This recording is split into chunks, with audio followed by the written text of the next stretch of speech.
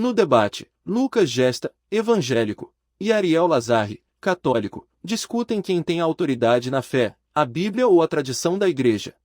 Lazarri defende a tradição e sucessão dos apóstolos, enquanto Gesta afirma que somente a Bíblia e Jesus revelam a verdade. Eles citam o episódio em que Paulo corrigiu Pedro, mostrando o conflito entre tradição e evangelho, e falam sobre o Concílio de Jerusalém, onde o Espírito Santo guiou os cristãos. No fim, o debate destaca a visão evangélica, que coloca a Bíblia como base única da fé. Mas a pergunta é, um corpo de teólogos autorizados por quem? Quem é que deu autoridade para esses teólogos?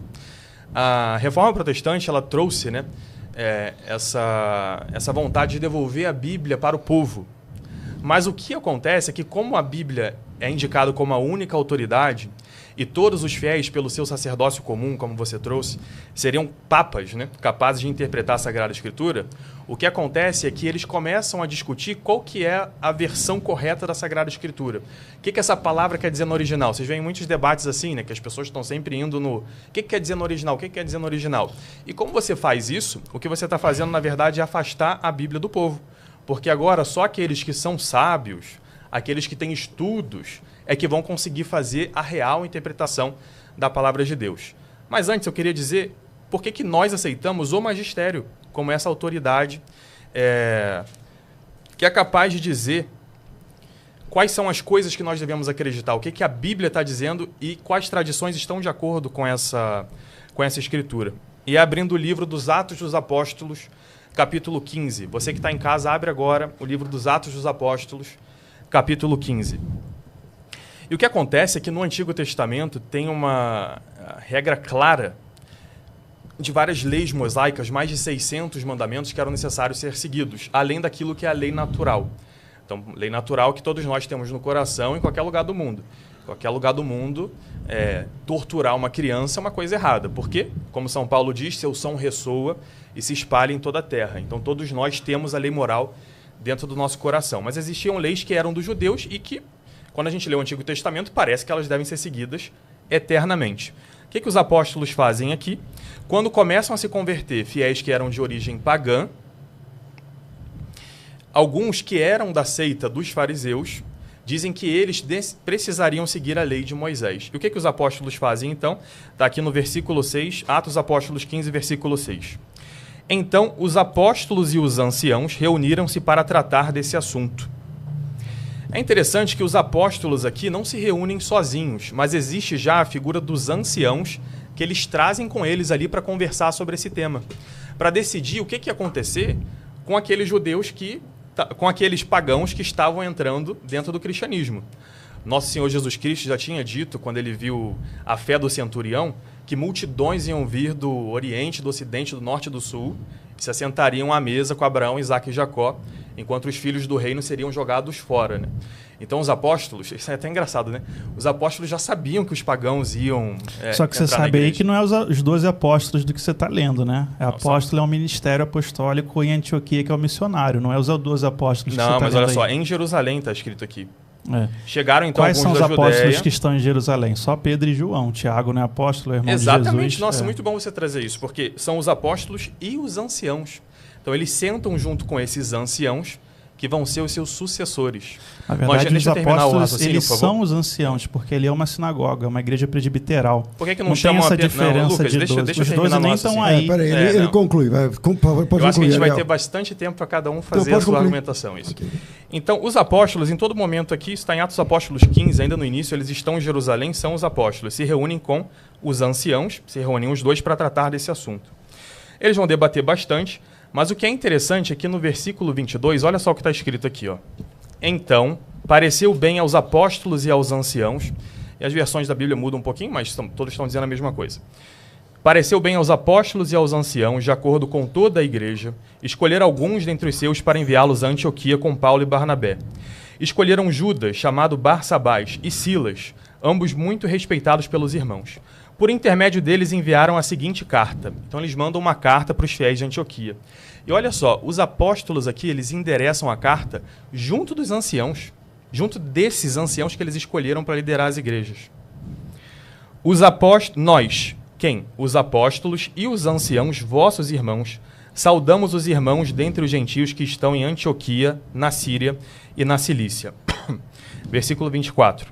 Ficamos sabendo que alguns dos nossos cristãos, não mandados por nós, algumas versões trazem, sem ter recebido de nós semelhante incumbência, causaram entre vós perturbações com palavras que transtornaram o vosso espírito.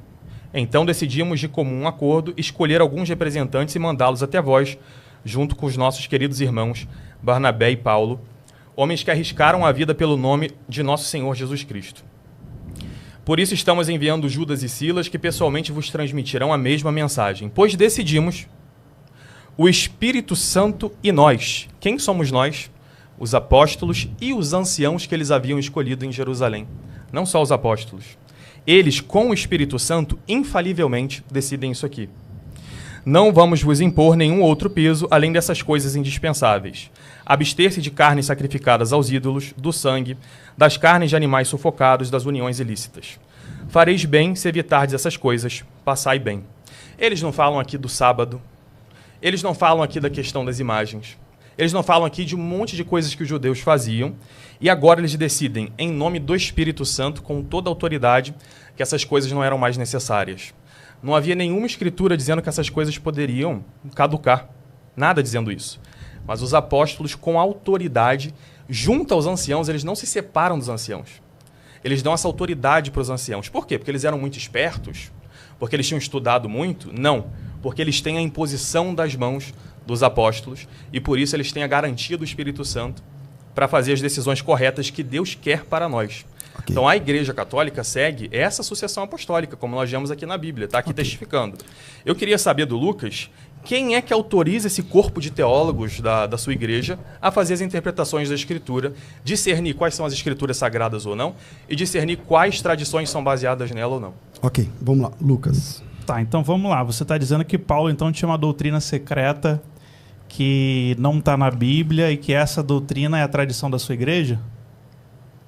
Não, que eu estou dizendo que São Paulo traz algo que os judeus não tinham. Ele traz a boa nova, é uma novidade. Não, o que Paulo está falando é a revelação de Jesus Cristo. Jesus Cristo é o Evangelho. Jesus Cristo é a boa nova. Isso a gente concorda. Jesus Cristo é a palavra de Deus. Não tem nenhuma tradição gnóstica secreta que Paulo, Pedro, João passou por fora, porque isso aí é uma adaptação. Mas essa é a pregação deles aqui. Então, calma aí, eu não deixei de interromper agora, não vou poder deixar você interromper. Conclui, Lucas. Não, a gente vai começar aqui. Não, se vocês quiserem bater o papo, para mim não tem problema. Não, mas assim, não existe... Ele me perguntou uma coisa. Essa ideia que a Igreja Católica desenvolveu durante a Idade Média de uma tradição oral, ela pega isso também desse modelo judaico, que Moisés transmitiu a Josué uma tradição oral e que isso nunca foi escrito e chegou até o tempo do judaísmo rabínico, né, com mais de 600 prescrições. O que Jesus Cristo vem fazer é realmente derrubar essa lei oral dos fariseus e derrubar essa lei oral do judaísmo rabínico, mostrando que isso não tinha a ver com Deuteronômio, não tinha a ver com os profetas, não tinha a ver com os salmos. A Igreja Católica, na Idade Média, ela vai fazer a mesma coisa. Ela vai criar diversas prescrições, diversas regras que você vai ter que obedecer, que não estão nas Escrituras, tá? E ela vai dizer, você tem que obedecer porque isso é tradição. Mas você não tem essa tradição. Nem na Bíblia, porque elas são sempre contrárias à palavra de Deus, e você também não tem na história. Então é uma tradição que você não consegue provar, né? Se eu te perguntar aí qual é essa tradição, você pode... anotar aí para mim, depois de me responder qual é a tradição apostólica que Paulo, ou João, ou Pedro transmitiu. Quero uma, né? E mostrar se isso aí permanece até hoje. Agora, sobre essa questão do concílio de Antioquia, do concílio de Jerusalém, Atos 15, né? Agora vamos ver lá Gálatas 2, de 11 a 14. Gálatas 2, de 11 a 14, diz assim: quando, porém, Pedro veio a Antioquia, enfrentei-o face a face por sua atitude condenável, pois antes de chegarem alguns da parte de Tiago, ele comia com gentios. Quando, porém, eles chegaram, afastou-se e separou-se dos gentios, temendo os que eram da circuncisão. Os demais judeus também se uniram a ele nessa hipocrisia, de modo que até Barnabé se deixou levar. Quando vi que não estavam andando de acordo com a verdade do Evangelho, declarei a Pedro, seu papa, de acordo com a sua doutrina diante de todos. Você é judeu, mas vive como gentio e não como judeu. Portanto, como pode obrigar gentios a viverem como judeus? Paulo está ensinando que essa tradição que foi acordada no Concílio de Antioquia vai contra o Evangelho, porque ensinava a separação das mesas. Se você fosse um judeu helênico, você não era o irmão de um judeu da terra. Se você fosse um judeu helênico, você não deveria comungar junto. Se você fosse gentio, de jeito nenhum. O que o Concílio de Antioquia decide é literalmente manter para os gentios e para os judeus helênicos as prescrições que um estrangeiro deveria viver em Israel. Paulo quebra isso tudo, ele fala, não, Jesus Cristo ensinou que nele todos são um. Homens, mulheres, judeus, gentios, escravos, livres, não existe separação das mesas. Portanto, as prescrições do Concílio de Antioquia não devem ser obedecidas porque vão contra o Espírito Santo. E aí Paulo fala contra isso também. Paulo ensina, né, na Bíblia contra isso, lá em 1 Coríntios 10, a partir do versículo 25, o Concílio de Jerusalém decide o quê? Que você tem que se afastar de carne sacrificada, de carne sufocada, de carne com sangue. Tá? Porque isso é aquilo que um estrangeiro deve viver dentro de Israel. Ou seja, o Concílio de Jerusalém só está mantendo o judaísmo. Né? Está vivendo literalmente o que a gente chama de judeu-cristianismo e não de fé. E aí o que ele diz? Vocês podem comer de tudo que se vende no açougue, sem terem nenhuma dúvida de consciência. Pois como dizem as Escrituras Sagradas, a terra e tudo que nela há existe pertence ao Senhor. Se alguém que não é cristão convidá-los para comer e vocês resolverem ir, como o que for posto na frente de vocês e não façam perguntas por motivo da consciência. Mas se alguém disser, essa comida foi oferecida aos ídolos, nesse caso não como. E aí você pode continuar lendo aí até o versículo 30. Ou seja, existe uma tensão aí entre Jesus, o Evangelho, a revelação de Deus, e literalmente a tradição judaica. E o que Paulo está mostrando é exatamente isso. O Evangelho, a revelação de Cristo é superior. Agora eu quero continuar lendo aqui. João 14, você perguntou assim, quem é a autoridade que nos faz distinguir qual é o texto certo, qual é o texto errado? Quem é que ensina um crente protestante, um crente evangélico, um crente neopentecostal a verdade? Então vamos lá, abrir em João 14, 26.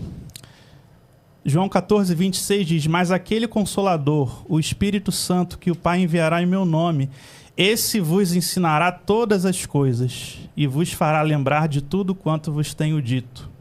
Tá?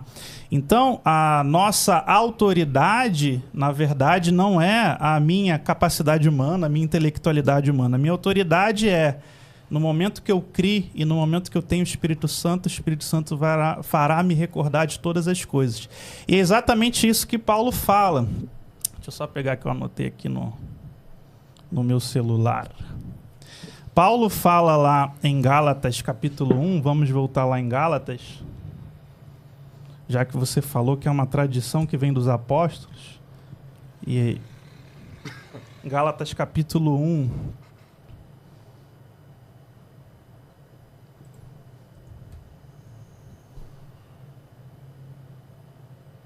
versículo 11.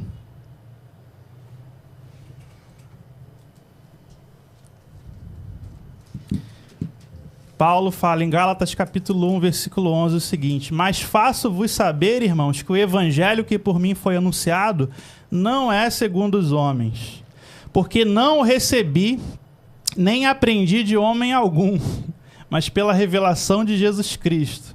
Aí vamos para o 16. Para revelar seu filho em mim, para que o pregasse entre os gentios, imediatamente não consultei a carne e o sangue, nem tornei a Jerusalém, a ter com que já antes de mim eram apóstolos, mas parti para a Arábia e voltei para Damasco, depois de 3 anos, enfim. Ou seja, o que Jesus ensinou é que o Espírito Santo, tá? Ele é o diretor da igreja, não é o magistério. O Espírito Santo é aquele que, no momento de ignorância, como acontece hoje, assim, muita gente hoje se converte no Irã, na China, na África, através de um programa de rádio, através de um folheto evangelístico, o que mais acontece hoje no campo missionário, o que mais acontece hoje talvez aqui no Brasil, né, entre as pessoas ignorantes, pobres, analfabetizadas, elas ouvem uma palavra, ouvem uma pregação, escutam alguma coisa, escutam alguma música, o Espírito Santo toca o coração dessas pessoas e ele começa a obra de conversão. Então você tem igrejas inteiras na China, você tem igrejas inteiras no Irã, você tem igrejas inteiras nos países árabes que recebem o evangelho de alguma forma, seja rádio, panfleto, uma mensagem na internet, e ali começam a viver o verdadeiro evangelho porque o Espírito Santo ensina a elas.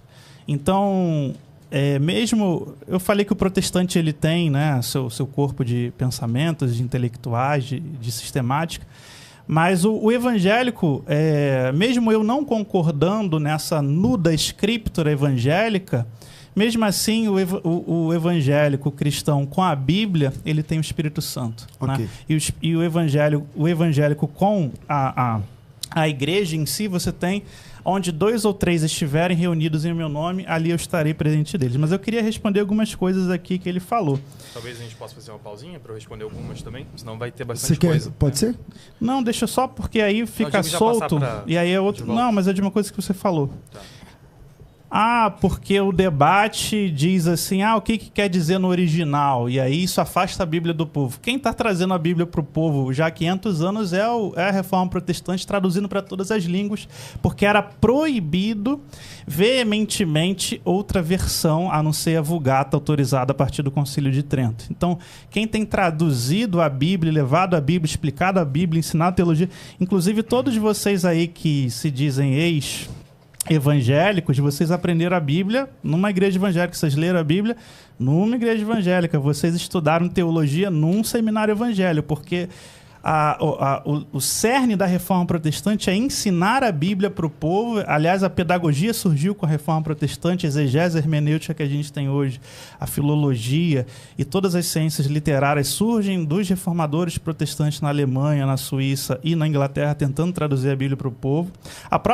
As próprias línguas atuais, né, o alemão atual, o português atual, tudo isso tem a ver com uma tradução da Bíblia para o povo. Então, quem mais tem se dedicado há 500 anos a ensinar e levar a Bíblia para o mundo inteiro é a igreja evangélica ou a igreja protestante. Inclusive, a gente estava no congresso da SBB, só mês passado foram mais 40 idiomas que receberam a Bíblia na África.